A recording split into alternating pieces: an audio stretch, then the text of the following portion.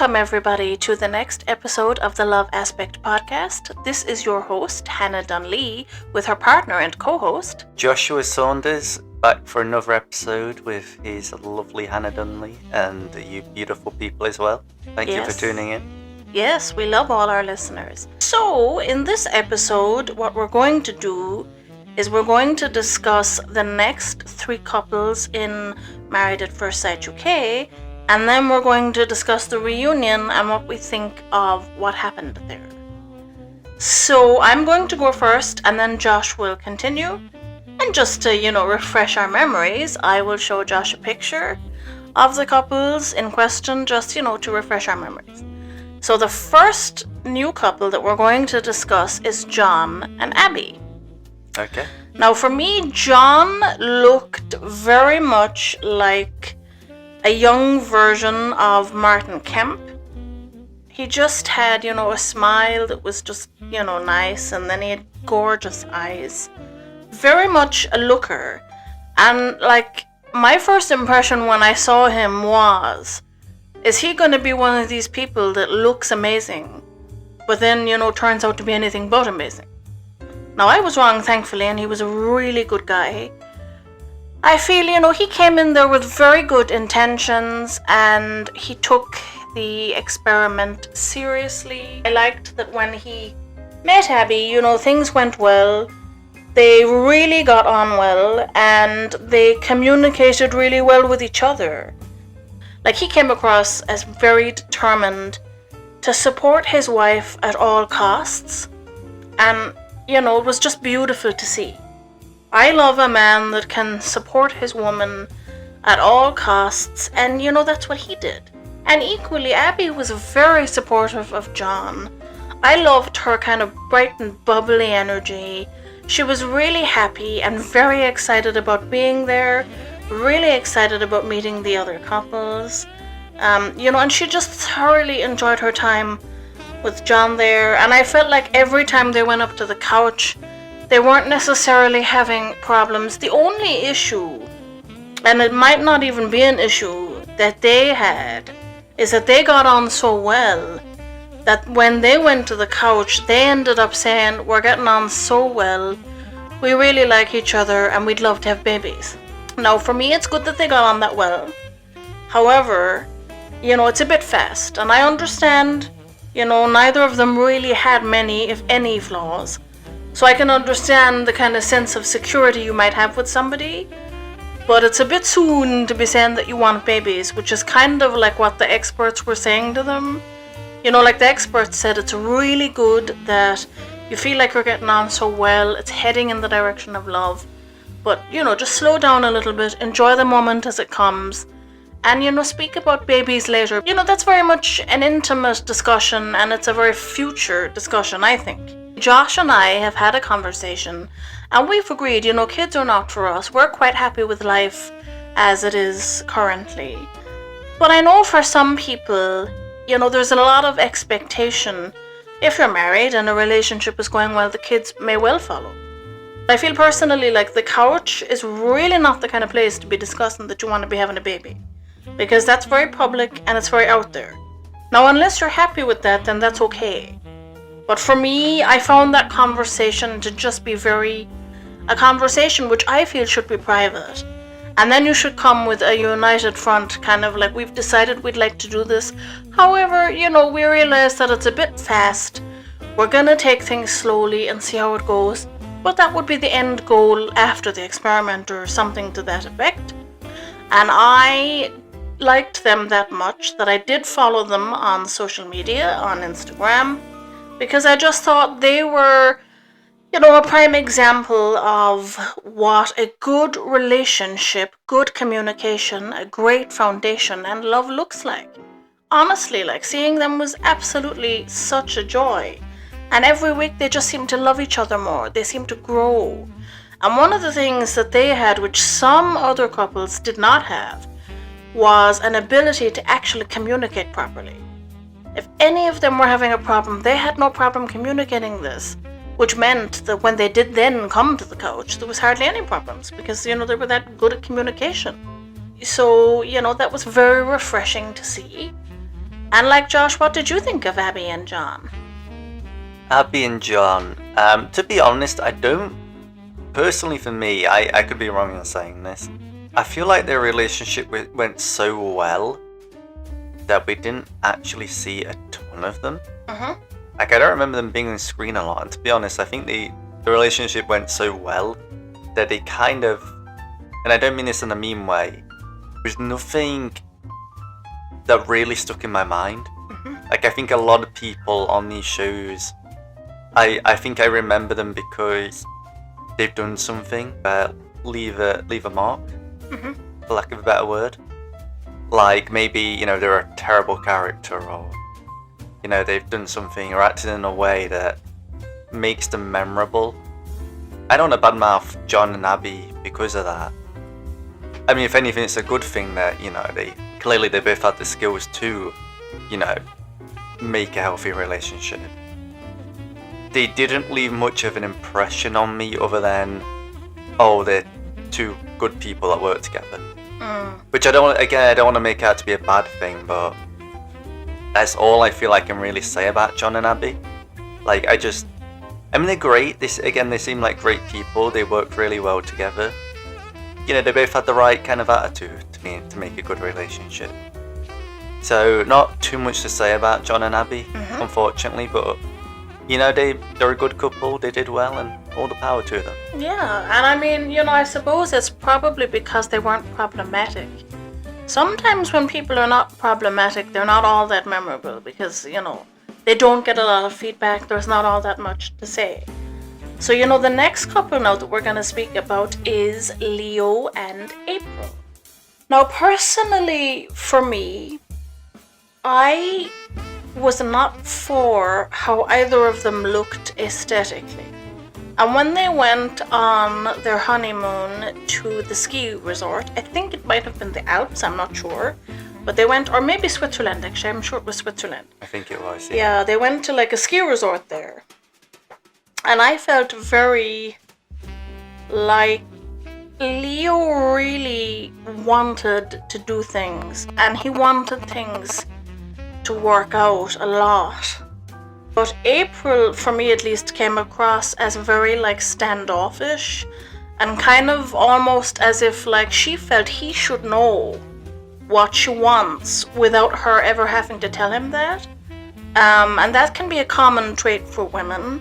It's not one that I particularly like because, you know, we're not psychic people. You know, we're just not. And then like when they came back and they went to the apartments, they were having, you know, intimacy tasks. And they had to write some of the things they loved about each other and some of the things they didn't love about each other. Now, I feel personally, in this task, Leo did the wrong thing for me because they didn't know each other all that well enough yet to be able to have something like extremely substantial to say. Now, I feel Leo knew this, but it's not something he expressed. So instead of kind of saying, well, we don't know each other long enough really for me to come up with something meaningful, he said, well, you know, I love your bum. You have a great bum. Which for me now completely went against the whole point. And I could see why April was like, oh, come on, dude. However, like personally for me, and maybe, you know, in the comments people can let me know, I'm not exactly sure what it was he was supposed to put there if they don't know each other all that well in that short amount of time. I'm just not sure what he could put there. I'm not saying that he was correct, by the way, because I don't think he was. And I think realistically, let's not lie, I think he knew he was wrong. But in the same token was kind of like, I don't know you well enough to say anything of substance. So that for me, I felt was a bit of a catch-22. And also, like, you know, something that I found bothered me, and I'm not kind of, I suppose, trying to come across as rude, but April's voice is extremely deep. Now, as a woman, she has a very, very deep voice. And so anytime she says anything, you really have to pay attention that it's not anything negative or that it's not coming across as negative because her voice is so deep. and it can be quite deep. And I feel like she kind of wanted everything from Leo, but she didn't actually really want to put in any of the effort herself. If I remember correctly, on the honeymoon, they were intimate, and they seemed to be intimate a lot of the time. However, there was no real substance behind that. And I think, and I could be wrong here, but I think that Leo was kind of very unaware of the fact that she felt like this. I feel like he felt, yeah, we're doing it, we're getting really close, this is nice. And her whole thing was like, well, the sex is nice, but I don't really know anything more about him. However, having said that, I don't think she did enough to know anything more about him either.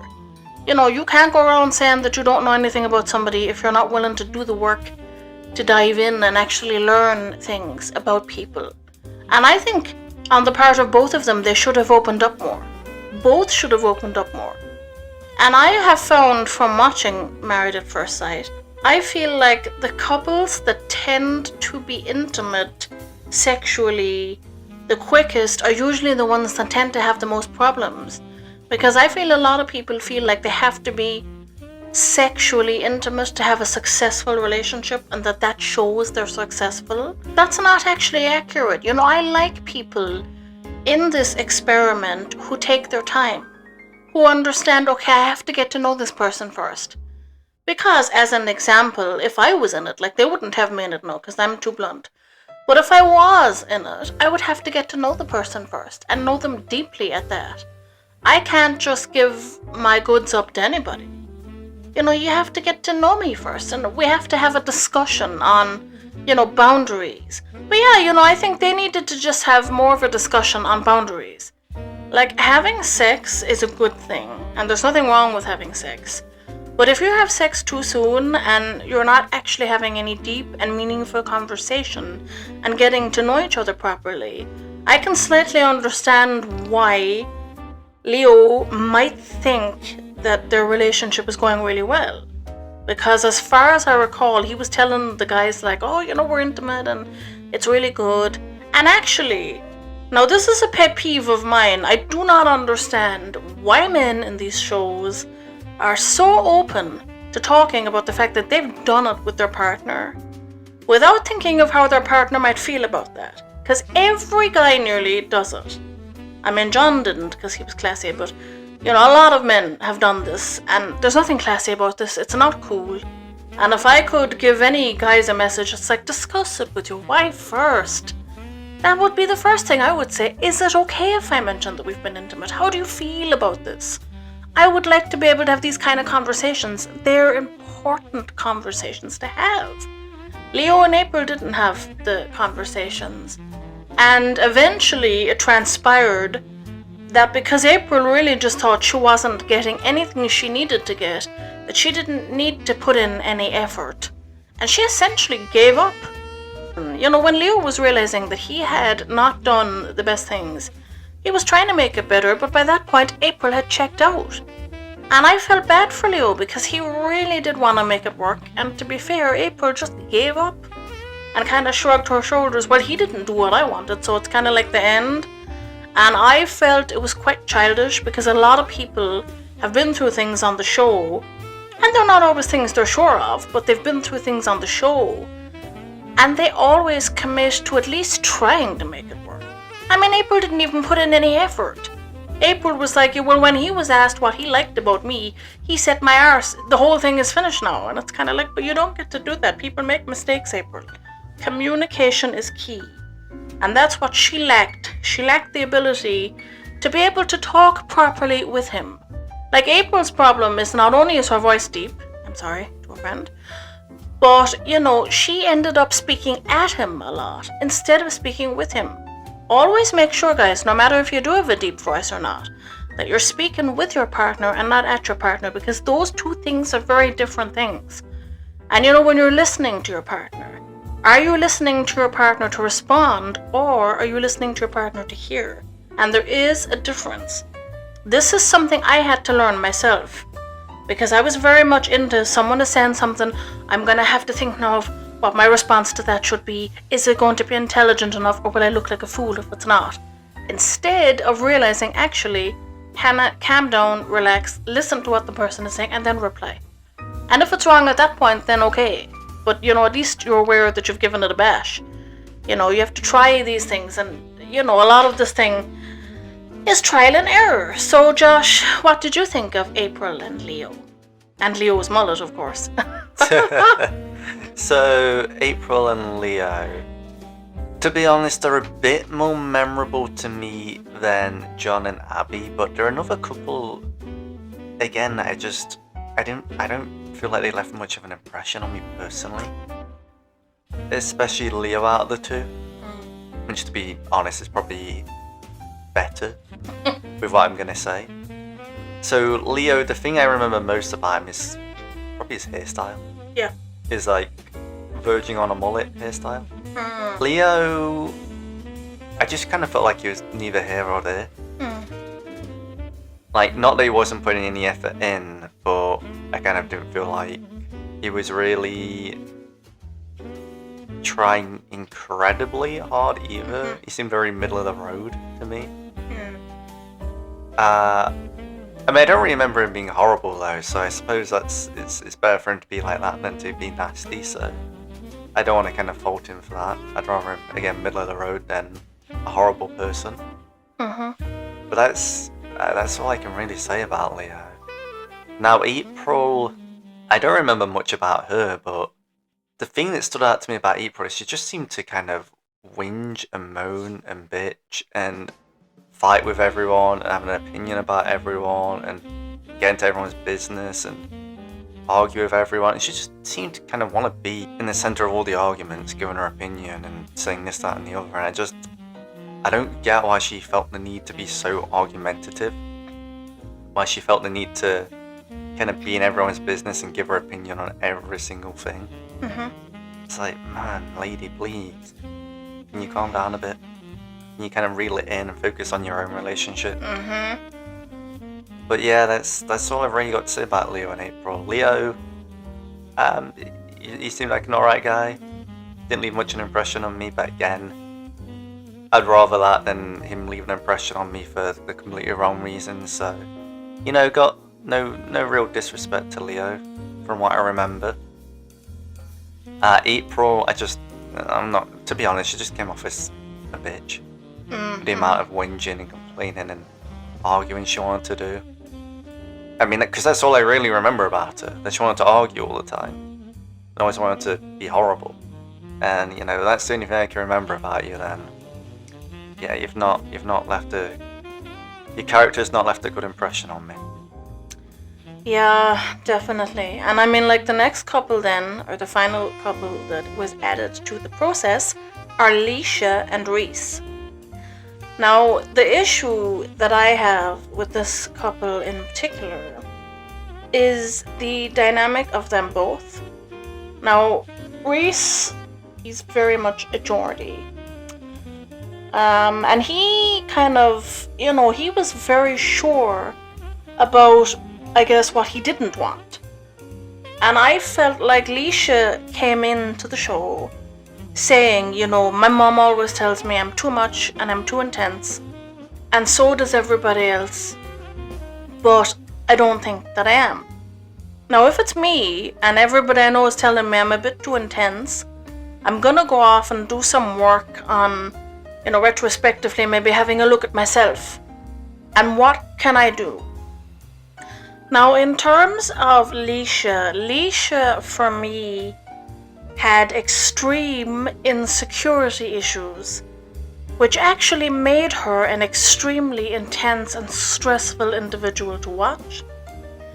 She entered that wedding and came at Reese 1,000 miles an hour, panicking her head off, thinking if I don't continuously speak and bombard him the whole time, he's gonna think I'm mad like other people do, he'll leave. And I got very stressed out watching her, because I just felt like, ma'am, can he breathe, please? Can you relax? Calm down. Now, I realize everyone in your family has told you that you're intense, But it's actually true. You know, you are very intense. You're very intense.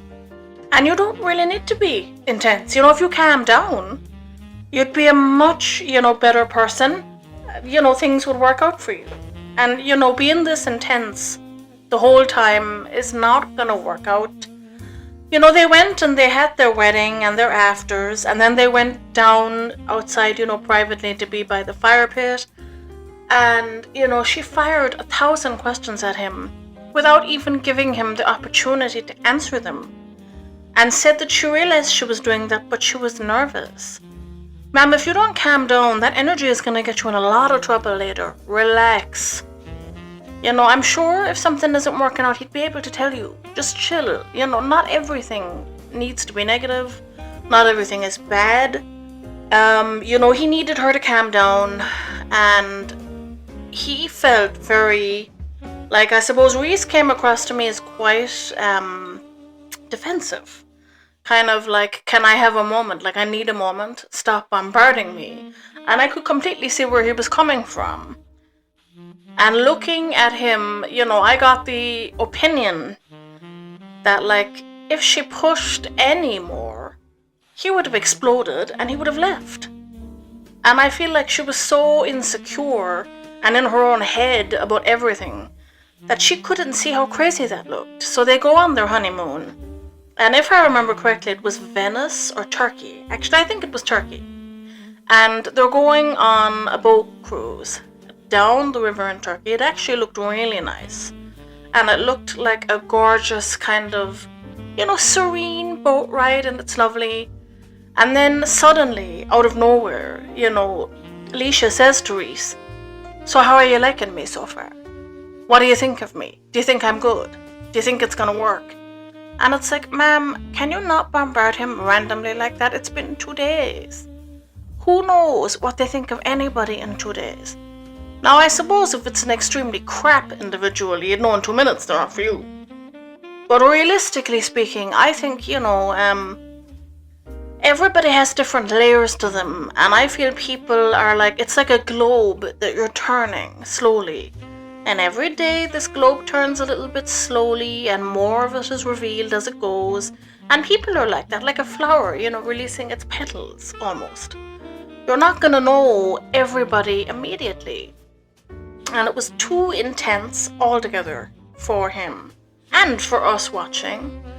And he came across to me almost like he really didn't give a damn.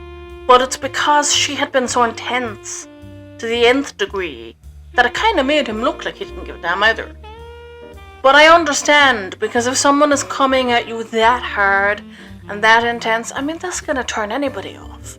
And even when they went back and they met the group and she was telling the ladies and everybody that she had asked him 2 days in, what he thought of her and did he think it was going to work, the whole congregation of people said, "No, don't do this, ma'am. It's extreme, no, don't do it. Kind of crazy. Who does that, after 2 days?" And she became very, I suppose, surprised that they were saying it. And I found it amusing that they were saying that's far too full on. That's way too intense. Don't be that intense, because I know that, she's heard her whole life probably that she's very intense, but it's because it's accurate. Ma'am, you are too intense. Leisha, relax. No one's gonna want to or be with somebody that's that intense. If I was like that, I don't think anybody would be with me either. And it's insecurity. To be honest now, guys, mean as it sounds, I'm kind of over these overly insecure people trying to enter shows like this when they know they're not secure enough. Why are you going to enter a show like this if you're then going to be hysterical every 5 minutes? Does he like me? Doesn't he like me? The whole point is that this is an experiment. It's a wait and see process. Emphasis on the word wait. And as a Sagittarius, guys, that has no patience, even I understand waiting sometimes is necessary. Sometimes someone is going to do something that bothers you, but that's not all of them. Everybody has layers. There's other sides to everybody. Reese and Leisha do eventually, open up to each other. And it becomes kind of nice, but she still doesn't always understand about, boundaries and security and wanting to very much discuss like intimacy with him and stuff. And he wants to take things at a slightly slower pace because he'd like to get to know her a bit more. If I'm honest, I'm a bit like Reese myself. I like to take things slow and I like to get to know somebody before I'm intimate. Because I suppose, like, I'm not an insecure person, but my concern with being intimate too soon with somebody is quite selfishly, by the way, and I am aware this is selfish, I'm saying it. If they're not good in the sack, to be honest, I'd be bitterly disappointed.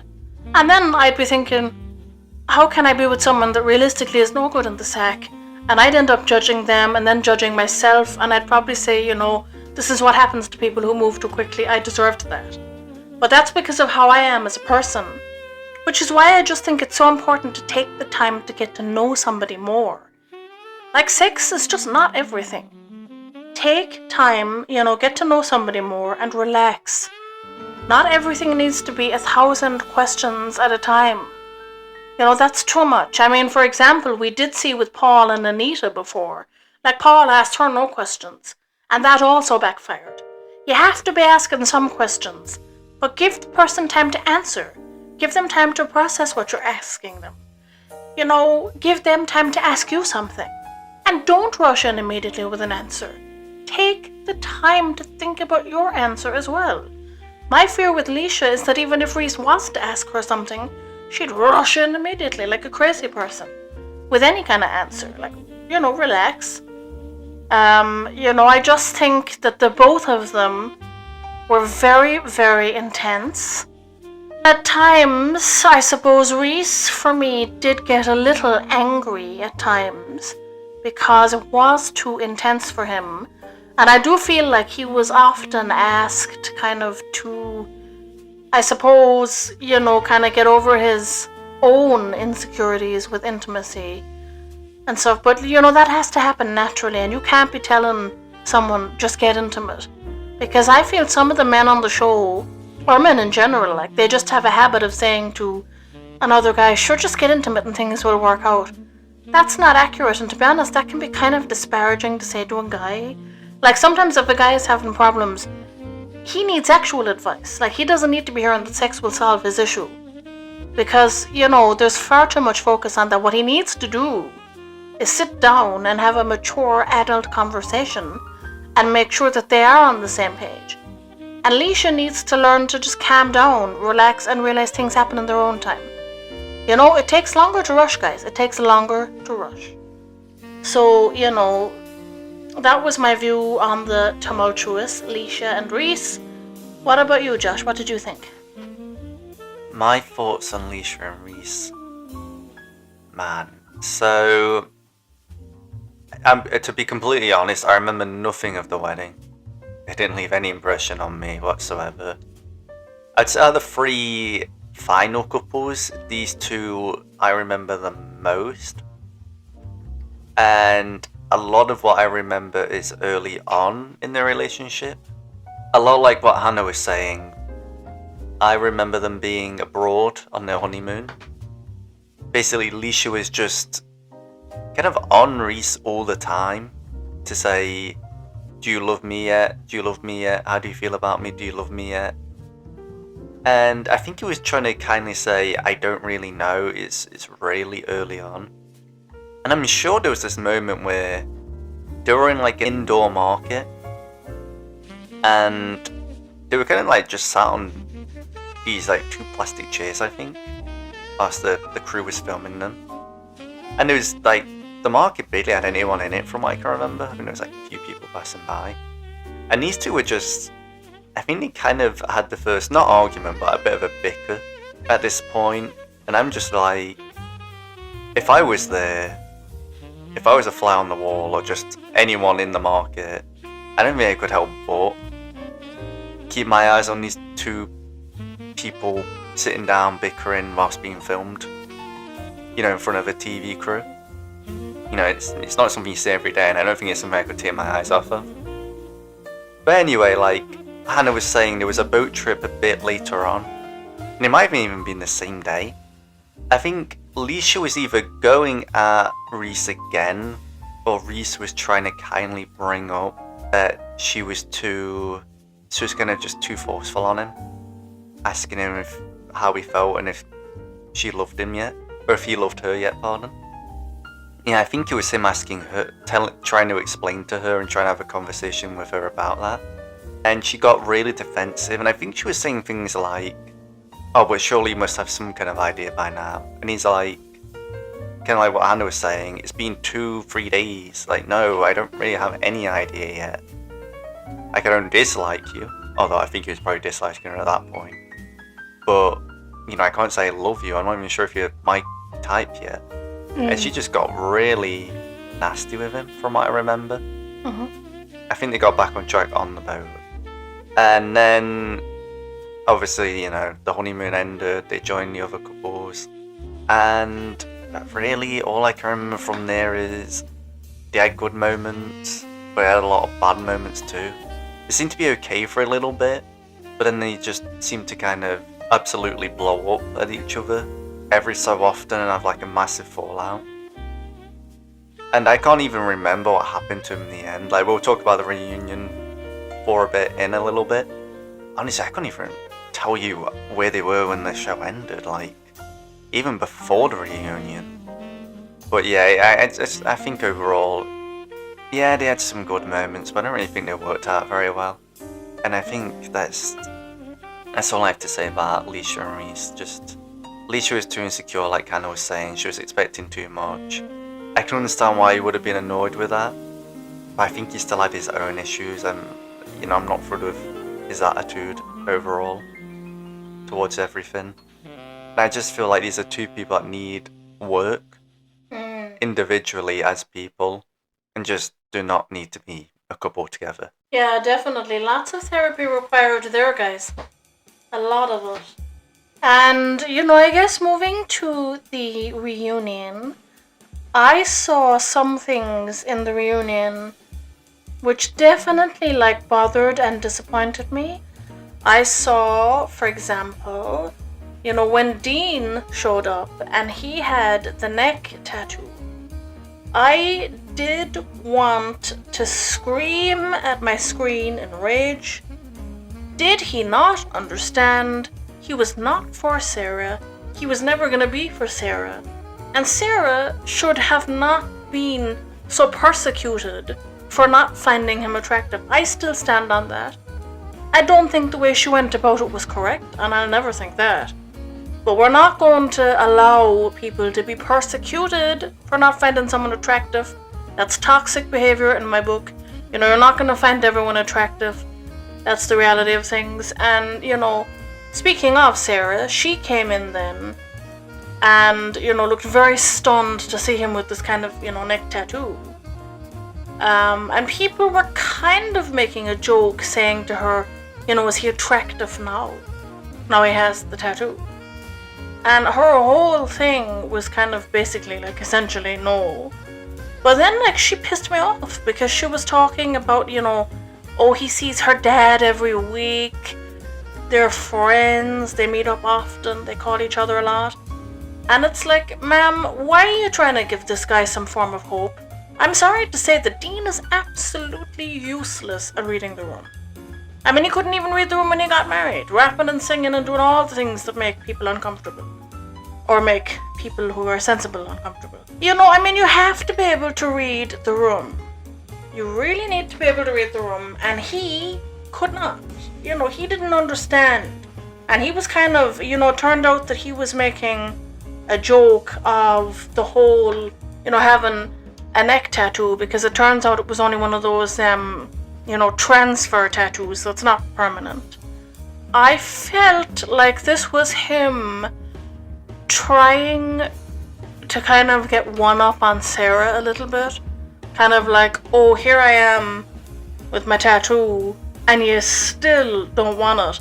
However, I do feel like he should have taken the hint though. If, you know, you're doing that and she still doesn't want you, take the hint, sir. It's never gonna be you. And Sarah, stop leading this man on. I know you feel like you have to be nice to him because, you were persecuted for not finding him attractive, but stop leading him on. This is unacceptable behavior in my book. And then, of course, you had Maeve and Joe, and they obviously were no longer together. I felt like their situation was sad because, Joe had the death of his grandfather, and he had to leave the show for a while for that. And I understand that that's a very sad thing that happened, but I felt in that time he could have sent one small text, and it wouldn't have taken much, to Maeve to tell Maeve, look, to be honest, I'm in a very bad place right now. I've lost my grandfather. I don't know where my head is at. I'm going to stay away for a couple of days, and when I come back we can properly discuss things. I feel like that would have been the mature and adult thing to do. Instead, he ignored Maeve and left her to cry for a couple of weeks in the experiment on her own, by the way. And I think it was really brave of Maeve to stay in the experiment on her own. It takes a lot of courage to do that and to be around other couples that are together. And if Joe had had any kind of sense, he'd have known that. And to be honest, I'm sorry that he lost his grandfather. That's terrible. I don't wish that on anybody. However, when he casually showed up to the spa retreat, and he casually just walked in and said hello, or hi, or whatever he said, it's like, Joe, how exactly did you expect her to respond? You've just turned up, and you just expect her to get over it, essentially? And then you childishly walked out of the whole thing, and it was like, well, screw this, I'm not even having this conversation. I essentially abandoned her, and she expressed to me she wasn't happy that I abandoned her. So I've thrown my dummy out and abandoned her again. I mean, talk now about a slap to the face. So of course when it came to the reunion, I was not at all surprised they weren't together.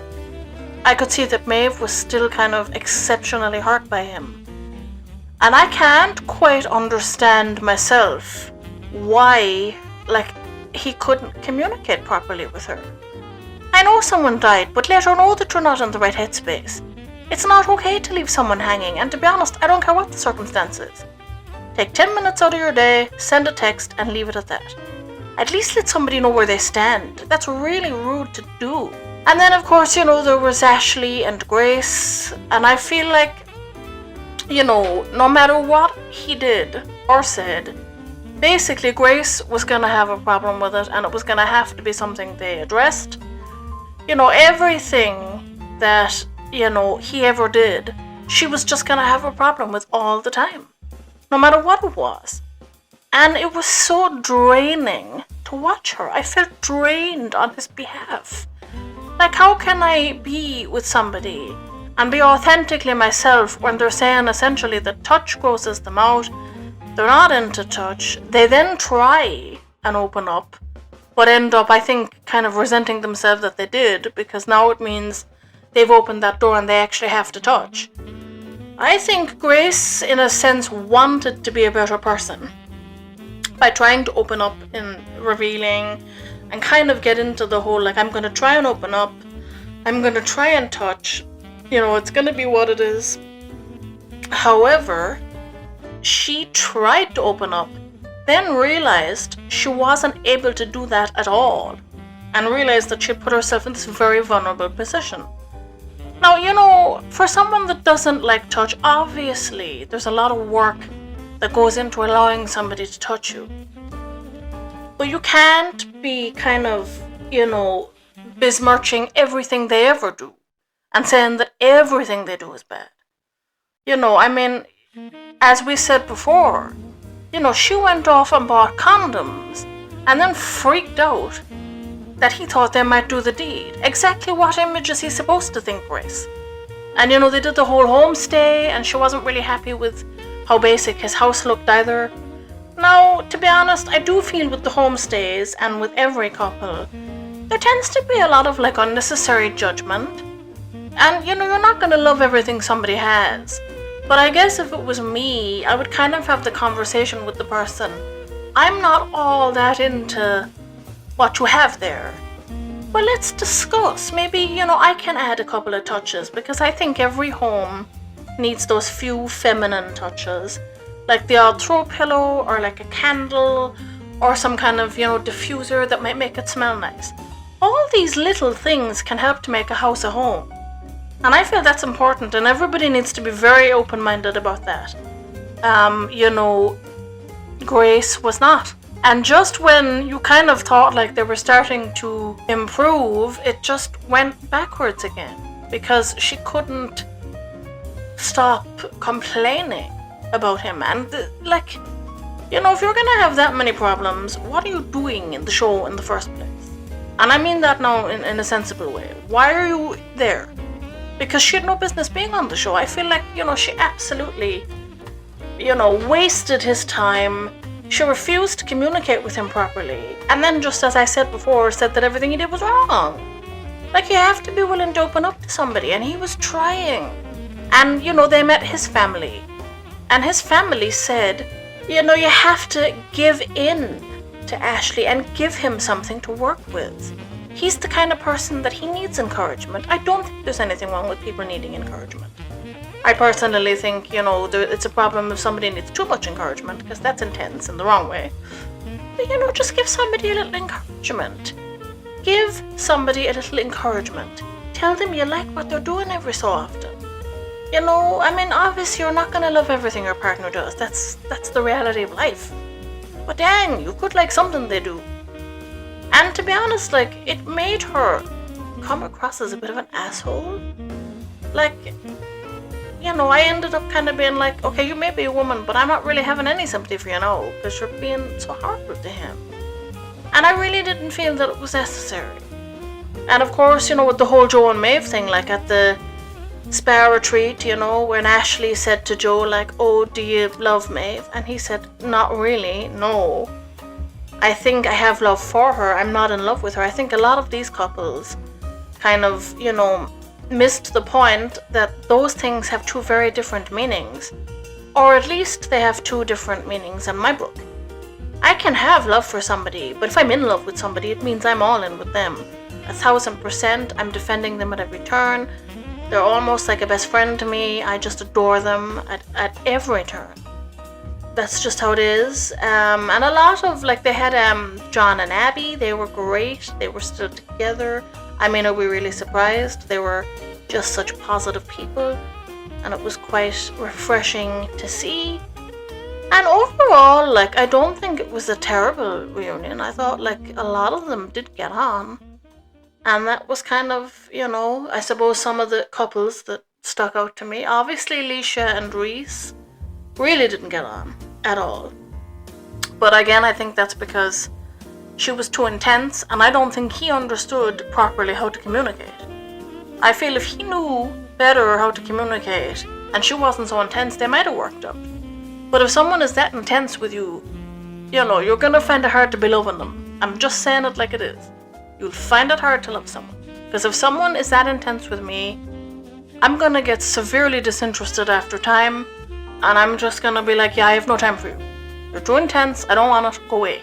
I need space. And when I'm in a relationship, as an example, I've learned that if I'm with somebody and it's not working out, I need a lot of me time and a lot of personal space. I thought because of being autistic, that's just how I was. And I never realized that when I'm with someone that's positive and has a positive impact, I need less and less me time. And actually, that's a positive thing. Now, I'm always going to need me time, but I take it, and it's a good thing. And, a lot of people could do with learning a lot of things, because it's very important. Communication is key, and a lot of these, couples missed that point. So, they were just some of the couples that I remembered from the reunion itself. And what did you think of the reunion, Judge? The reunion, there was definitely some interesting characters on there. There was definitely, things happened, things were revealed. I suppose I'm just going to kind of go with couples of the moments that really stuck out to me at the reunion. So I'll start with Stephen and Nellie. So obviously there was that whole debacle about Stephen being on a dating app in secret, and Nellie's friend finding out and telling Nellie. Obviously this happened, before the reunion, but I feel like the reunion is when we really kind of, crack the nut, I suppose. Oh, good old reunion. Cracking nuts. Oh, yes. Cracking those nuts at the reunion. We really, Stephen, all the cast came back. The experts were there. We finally got the overall answer to whether Stephen actually was on the app or not. I mean, I don't think anyone really had a doubt since you had to verify yourself. But we heard from the horse's mouth. He said yes, he was. Stephen overall was a real piece of work on the show. He really was not likable. He really wasn't. He did a lot of scummy things, said a lot of scummy things, and was just overall a pretty scummy person. However, and I don't mean to stick up for Stephen so much, and this isn't a justification of anything Stephen's done, but I like to give grace where grace is, I suppose, deserved. Because I feel that's how bad people or people with bad attitudes or bad personalities get better. I think, they get called out, and then when they're brought to the moment or forced to the moment, or just when they finally do something sensible, when they finally stop running, when they finally stop lying, when they finally stop shouting and getting aggressive and just own up to what they've done wrong and accept it. I feel like those moments need to be given. We need to give grace to those moments. So I will give grace to the moment where Stephen finally owned up. I know he lied for so long. That's not an excuse by any means. And I know he was kind of cornered. But I give grace to the fact that he didn't keep up the charade. I'm sure there was a lot of people out there that would have just kept denying it. And even to this day, you probably wouldn't get a straight answer from them. So I give grace that he did eventually own up. There was a moment where he cried, and I think he said his true feelings, and I think he may even have said sorry. And one of the experts said it perfectly. They said, that feels genuine. That's the first time I felt like something genuine has come from you. And I felt that too. I felt like he was actually genuine in that moment, actually vulnerable. And that was probably Stephen's best moment throughout the whole thing. And it's a shame because it would have been nice if we had more of that from Stephen. If he could have done that earlier and kind of grown from that. Obviously it happened at the end. If Stephen is better now, I have no idea. But I think at the end of the day, a lot of us, it's not that we want to hate people. I think we want bad people or ignorant people or, people with these horrible habits or horrible behaviours to see the error of their ways and be better people. I think that's the overall point of this. And I think, we saw a bit of light from Stephen. Again, has he gone back to his old ways? Maybe. And it's a shame if he has, but I think giving grace to these people and trying to show them this is the better route. It's better to do this and be defensive than to be nasty. I think showing people why this is the better way to live and the rewards that reaps. I think that's why we should give grace where we can, if someone does deserve it. So yeah, that's my thoughts on Stephen and Nellie. Anita and Paul is another big one. Paul pretty much kind of got what he deserved, to be honest. Like, Anita even said she didn't know what to say or know really how to feel when she was with Paul. But coming back after reflecting on it and be able to think about it, she realised how poorly she was treated. And she came back with a vengeance. And, I think in a way I don't think she was overall, like, really terrible to Paul. But I think she you could tell from her demeanour and how she was that she wasn't pleased with Paul, and she was stern with him overall. And I think Paul, in a way, I think he still didn't realize until the experts really had to hammer it into him. And then, he started to cry, and he said he was sorry for a lot, and he said he really took it in. If he did or not, I don't know. Like, I don't get the same impression from Paul as I do with Stephen. I'd like to think he did. I would love to think he did, absolutely. And, if he has or not, I couldn't tell you.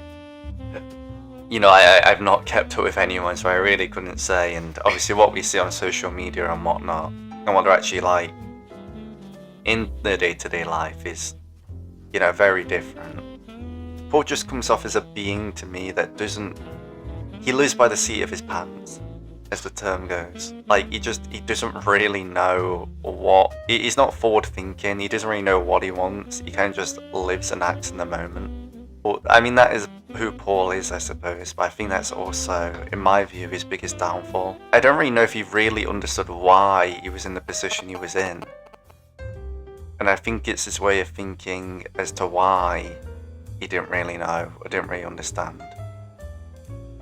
So, with Paul, I don't know, maybe he understood, maybe not. I don't think I could tell. But the last couple I kind of want to touch on that really stuck out to me, and probably a lot of people, was Julia, Ruth and Devani. Now obviously, a lot came out about Julia Ruth. A lot. To be honest, she was just a horrible bitch throughout most of the show.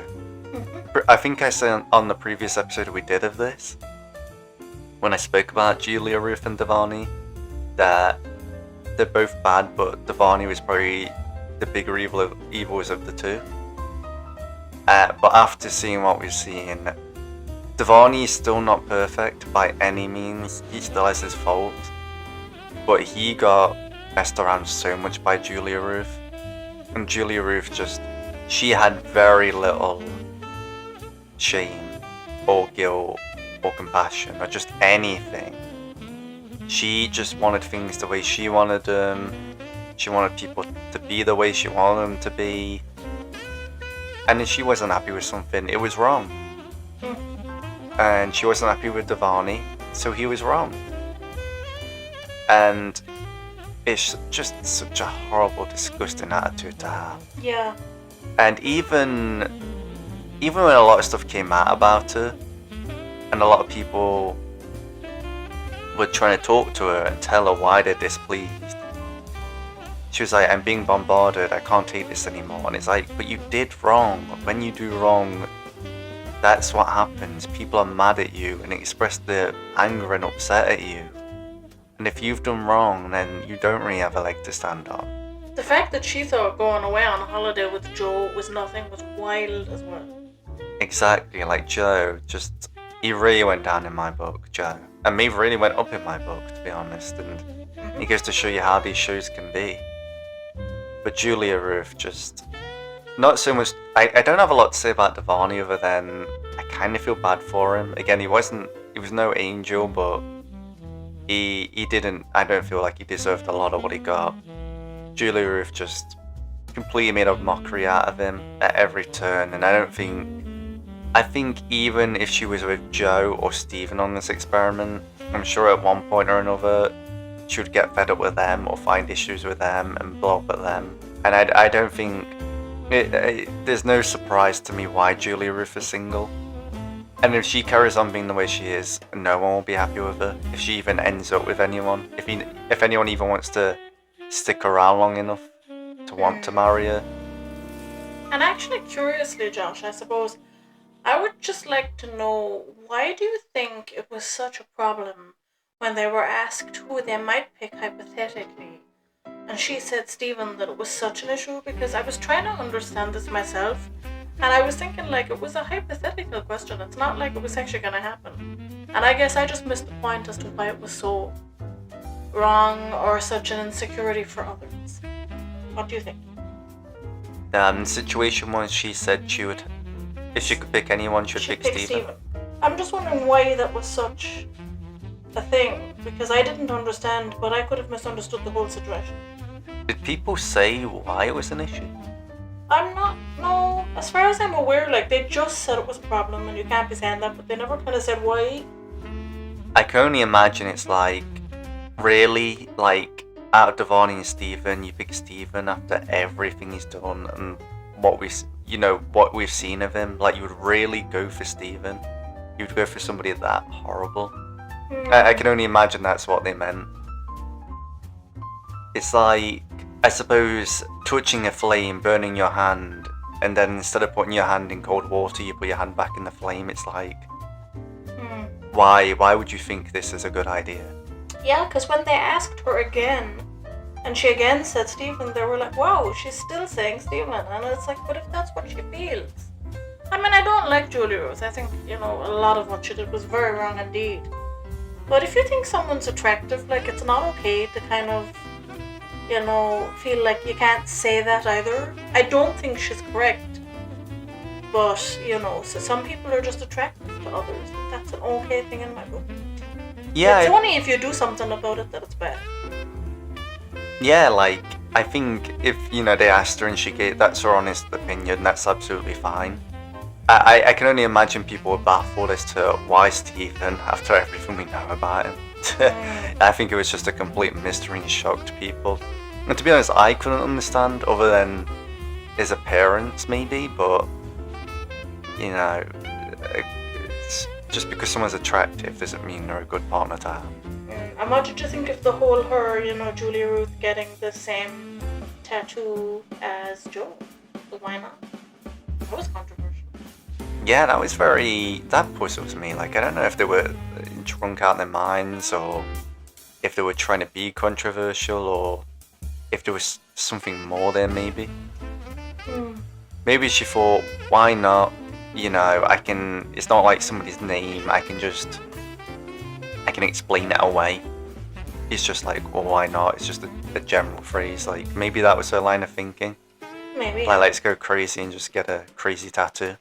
Why not? Why not, indeed? Well, that's what they were thinking anyway. Yeah, absolutely.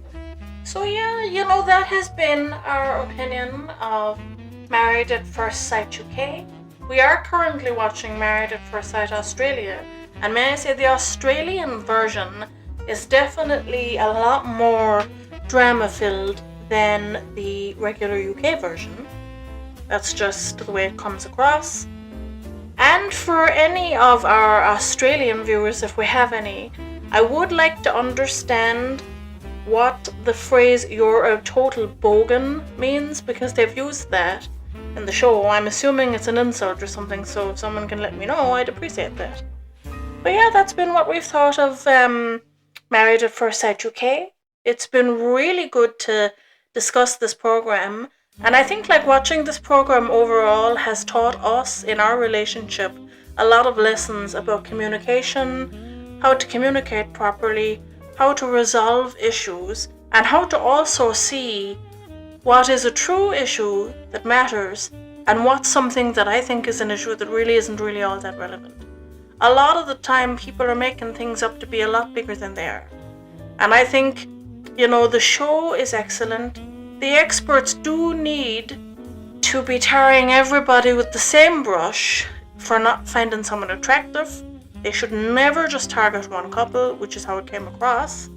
No, that's just how it came across to me. They did say, obviously, to Julie Ruth, that's not cool, but they kind of were a bit more on Sarah, in my opinion, about that. That's not, you're not gonna find everybody attractive. And to be honest, if you don't find someone attractive, but you don't look for any kind of redeeming quality they may have, that in my book is extremely childish and immature, because you're not going to find everybody attractive. That's the reality of life.